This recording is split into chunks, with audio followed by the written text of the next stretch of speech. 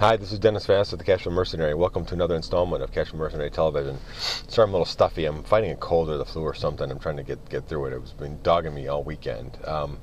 Feeling a little bit like Juan Valdez today. Had a situation that kind of reminded me of an old coffee commercial that I watched a long time ago.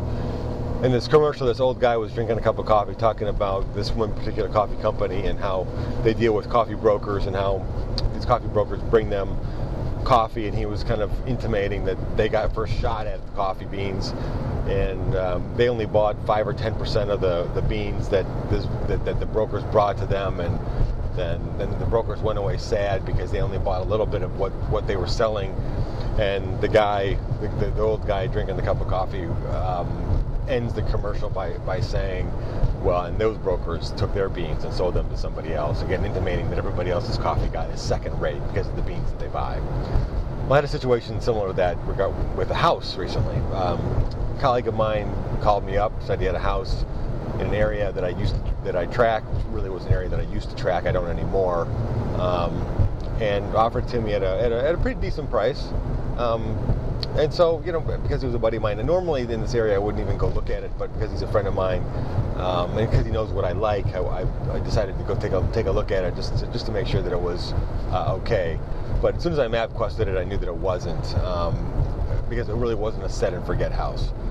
Lots of things wrong with this house. I mean, great house for somebody else, not me. But first of all, it was frame, it wasn't brick. Second of all, it wasn't really a standard house for the neighborhood.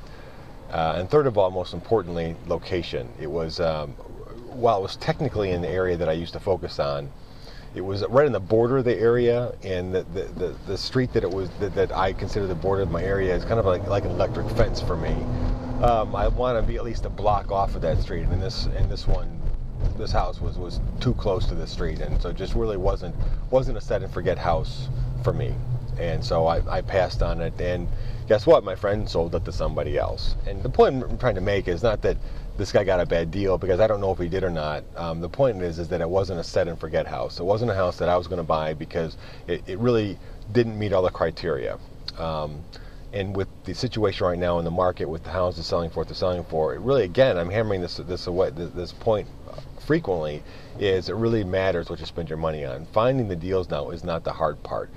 Deciding what to spend our money on is the hard part, and that's the challenge. I mean, there's any number of things you could go tomorrow and spend money and buy houses, but are they the right things that are going to give you the best potential for long-term growth, best potential for tenant retention, and best potential for profit margin, really, and long-term return on investment? I mean, that's what we're really talking about here, is return on investment and what you keep in your pocket at the end of the month.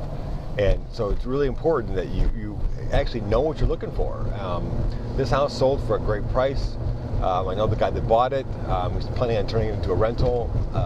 I don't know if he did his due diligence in terms of figuring out what the right rents are going to be for that house, but he's not going to get what I'm getting on my houses because he's too close to this borderline street, and which borders a very bad area, which I tend to stay away from like the plague. So I don't know if he's done his due diligence, but there will be a price where he can rent his house. And even if he does things poorly, he's going to make money on this house in terms of a rental, which is great. But it's not going to be a set and forget house. He'll have more turnover, probably a lesser quality tenant, because tenants tend to stay away from, again, this borderline street. Anyway, this is Dennis Fassett, the Cashflow Mercenary. Thanks again for tuning in, and we will talk again soon.